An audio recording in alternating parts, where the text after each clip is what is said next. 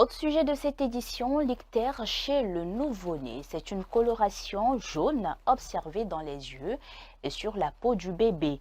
Nous avons vu hier que l'ictère est dû à plusieurs causes et que le bébé peut même en mourir. Mais la bonne nouvelle, c'est que l'ictère se guérit avec un bon traitement. Les différents traitements et les moyens de prévention de l'ictère chez le nouveau-né dans ce dossier.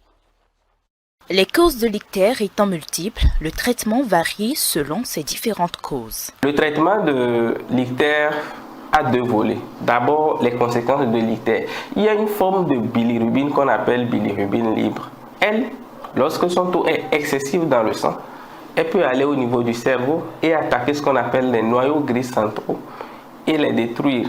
Et donc, le cerveau est à la commande de l'organisme. Si c'est détruit, l'enfant peut avoir des conséquences après, notamment un retard sur le plan psychomoteur. L'enfant ne va pas tenir la tête, il ne va pas s'asseoir, il ne va pas pouvoir marcher parce que ces commandes qui sont dans le cerveau ont été détruites. Donc, le traitement va consister en ce qu'on appelle la photothérapie. Lorsque ce taux de bilirubine est très élevé et on estime qu'il peut être toxique pour le cerveau, on met le nouveau-né sous un appareil qu'on appelle l'appareil de photothérapie qui délivre une lumière bleue qui va aller fragmenter cette substance, la bilirubine libre, et permettre son élimination et donc éviter que cette substance aille au niveau du cerveau du nouveau-né pour l'agresser. Le deuxième volet du traitement va concerner la cause.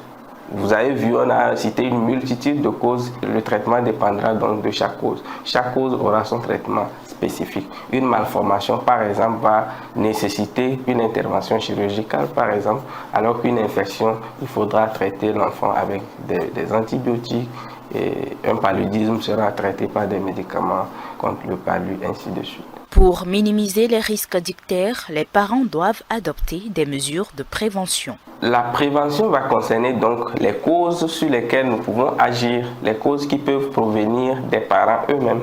Donc c'est d'abord éviter les infections chez le nouveau-né. Donc déjà en faisant suivre sa grossesse et en se faisant traiter correctement lorsque le gynécologue découvre un certain nombre de situations qui peuvent entraîner des infections chez le bébé. Tout cela est pris en charge et l'enfant est protégé. Et après la naissance de l'enfant, lorsqu'il retourne dans l'environnement familial, il faut le manipuler avec soin, avec hygiène. Il faut que le bébé dorme aussi sous moustiquaire pour éviter donc le paludisme. Et puis, il y a cette injection qu'on fait chez certaines mamans en fonction de leur groupage et celui du bébé qu'ils viennent d'avoir. Eh bien, il y en a qui refusent de faire cette injection et puis ça peut avoir des conséquences sur le futur nouveau-né. Au-delà de toutes ces précautions, la règle d'or reste la même. Consultez rapidement le médecin dès que le bébé présente des signes anormaux.